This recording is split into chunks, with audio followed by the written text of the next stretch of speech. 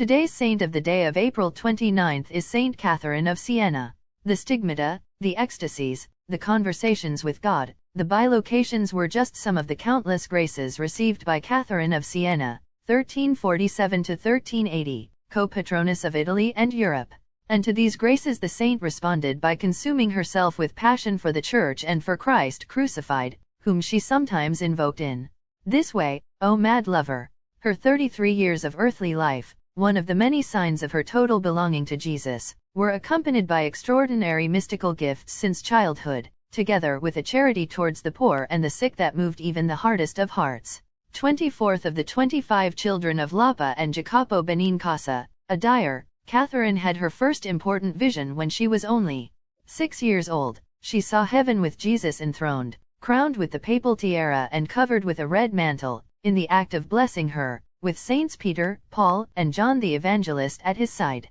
She was born in the middle of the Avignon captivity, 1309–1377, the long period of crisis of the Church in which the seat of the papacy was established in Avignon, far from where Peter and Paul had suffered martyrdom. That first supernatural experience was like an anticipation of her mission, aimed at bringing back to Rome the Pope, whom she called the sweet Christ on earth. A few months later she made a vow of virginity, but around the age of 12 her parents attempted to arrange her marriage. Mindful of the vow and the request made to Our Lady, to whom she had asked for Jesus as her bridegroom, the saint resisted.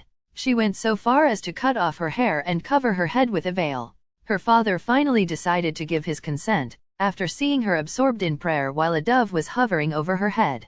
At the age of 16, exceptionally, again thanks to Providence, she was able to join the mantle-late cloaked nuns of the Dominican Third Order. Only widows and adult women could join them, so called because they wore a black cloak over a white dress. At the end of the carnival of 1367 came the moment so long awaited by Catherine, the mystical wedding with Christ, who put a ring on her finger visible only to her, amid the rejoicing of the Virgin and a host of saints. 3 years later the beautiful brigade began to form, made up of religious and laymen and women, fascinated by the charism of the saint and called Caterinati. They would accompany Catherine in her movements and help her in her works of charity towards the sick, lovingly cared for by her, even more so if they were contagious. The more abandoned they were, the more she saw in them the face of Christ. In the meantime, the Lord had given her his heart during an ecstasy at the convent church. Here Jesus appeared to her surrounded by light, which opened her chest and gave her his heart, saying, "Here, my dearest daughter, since I took away your heart the other day, so now I give you mine for which you always live." This description was by her first biographer, Blessed Raymond of Capua, whom the Dominicans had assigned to her as her personal confessor in 1374. 4 years earlier the saint had already begun to write or dictate, thanks to the gift of infused knowledge, which remedied her illiteracy, numerous letters. There are 381 of them, addressed to pontiffs, bishops, rulers, and other illustrious personalities of the 14th century. The tone of her letters was very firm, but always dictated by maternal love, for the salvation of souls and the establishment of the kingdom of Christ on earth. No state can be preserved in civil law in a state of grace without holy justice, she admonished. She used to present herself as follows: I, Catherine, servant and slave of the servants of Jesus Christ, write to you in his precious blood. On April 1, 1375 she received the stigmata, which by her explicit request to God remained invisible, appearing only shortly before she died.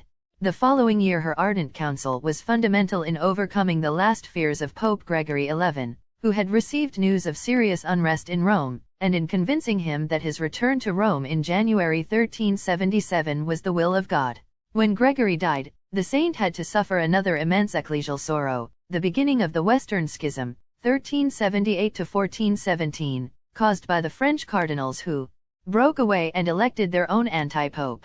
Now almost unable to walk, she still went every morning to St. Peter's Church. It seems to me that I must confirm this time with a new martyrdom in the sweetness of my soul, that is in the Holy Church. In those last years the magnificent Dialogue of Divine Providence was born, which in 1970 earned her the proclamation as Doctor of the Church, where the Eternal Father revealed to her that the Incarnate Son is the bridge between heaven and earth, the fruit of his mercy. My goodness, seeing that in no other way could you be drawn to me, I sent him to earth. He could not have shown you more love than by giving his life for you. Therefore, by force, man is drawn by love, provided that in his ignorance he does not resist letting himself be drawn. After weeks of mortal agony, she took her last earthly breath at 3 o'clock in the afternoon, saying sweetly, "Father, into your hands I commend my soul and my spirit." Patroness of nurses, Italy, Europe.